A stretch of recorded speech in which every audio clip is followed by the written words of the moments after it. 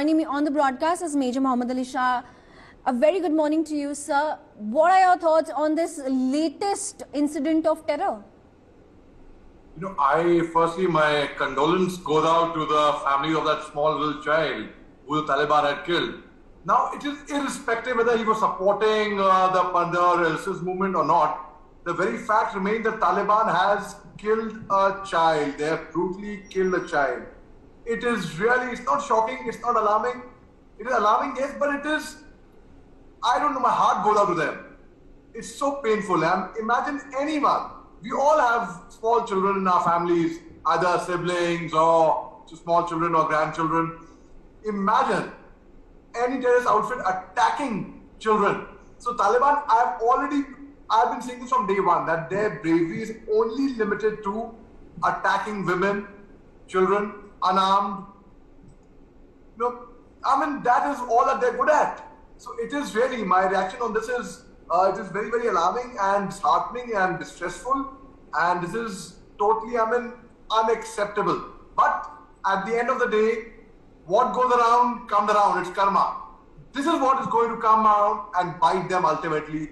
This will be the reason for the downfall of Taliban, who had promised amnesty to every single citizen who said that they are changed Taliban.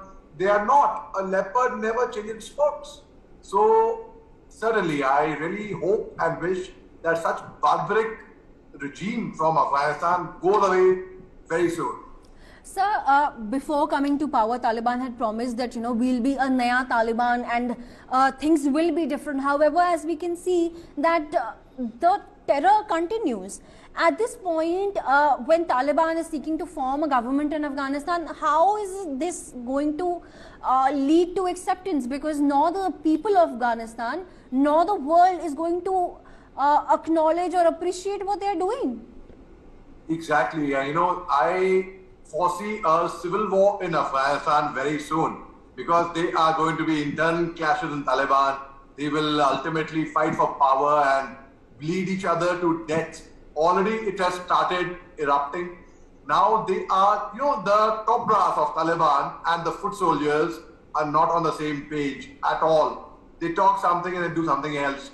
Now they have been searching, they have been randomly catching people and they have been scanning through their phones. Because a telephone is the most personal thing which anyone can possess.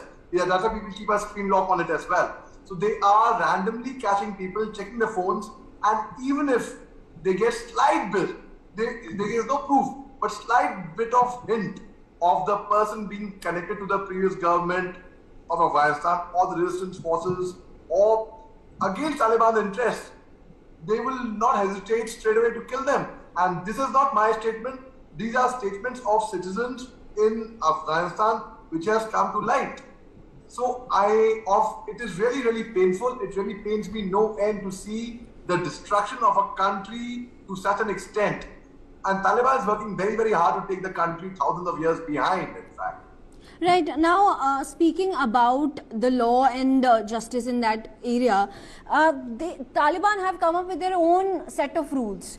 Who will hold them responsible? Because as we can see that for them, a lot of times they have also been showcasing that this is how we deliver justice. Be it roaming around with those choppers, these executions. How do you look at this entire situation?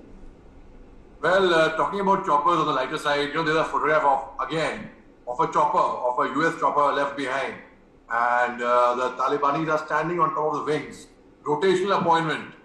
So Taliban they are going to dig their own grave. Same thing. They'll meet the same fate what Pakistan is meeting right now. Pakistan is our brother to Taliban. They came out for the help, for the rescue. General Fayez Ahmed, the ISI chief who came forward and who vouched for Tajuddin Haqqani's seat in the parliament. Well, ultimately Pakistan is digging their own grave. We all know it. They don't need an external enemy. Their people are themselves enemies of their own selves. Similarly, Taliban is ultimately going to be digging its own grave and they will come to an end on their own. So what is particularly shocking is that Taliban has also sought a seat in UN. So with these activities, what are they expecting? And should the world at large, first of all, deny them any representation at world forums, and also at this point hold those countries accountable that are supporting governments like this? 100%. 100%. In fact, the governments who are the countries who are supporting government like this, they should be held accountable. They are encouraging. It's like, it's the analogy I'll give you here is, if you're watching a crime happen and you are not party to it, but you're witnessing the crime happen and not speaking up against it, you are equally a party to that crime. And Taliban has proved it. They have UN designated terrorists in their government. They, in fact, came as a challenge to the US that we will have a swearing in ceremony on 11 September, when the whole world is mourning on that day, whole world, not US only. Taliban came forward and said, we will do a swearing in. We'll get our ministers in on that day.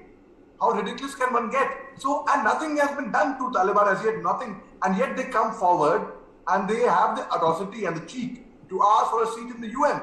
How ridiculous is that? And they have their own version of Sharia. Let me tell this to you. Even Saudi Arabia, there's Sharia. In Iran, there's Sharia. But Taliban has these people have no understanding, not only about modern warfare or about modern equipment or about modernization. They have no understanding about the religion also.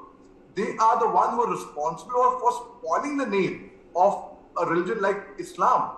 They are the ones who are responsible for Islamophobia. Today, when Islamophobia spreads around the world and we feel that a person is scared, they have even passed orders to local barbers not to trim the beards. How ridiculous. How can they? They are really beating all extents possible beyond imagination.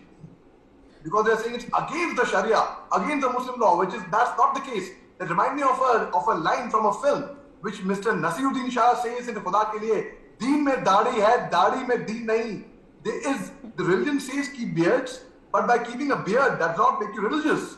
So Taliban is actually going really haywire completely, and they have no idea what the Sharia is or what they're going to be implementing. They had talked about implementing the Iranian form of governance, where the Maulana is the head of the country, not the Prime Minister President. He's over and above the Supremo. But do they know what they are in for? They took over a country, all right, but do they know how to run a country? The regime of 1996 to 2001, I am telling you, it's going to be worse. In fact, they've changed. Yes, I would say they've changed for the worse. Their PR machinery has become strong, but now even that's failing. Slowly and gradually, Taliban is ultimately going to die its own death. All right, Major Mohammad Ali Shah, thank you for joining us on the broadcast and sharing your insights on this particular topic.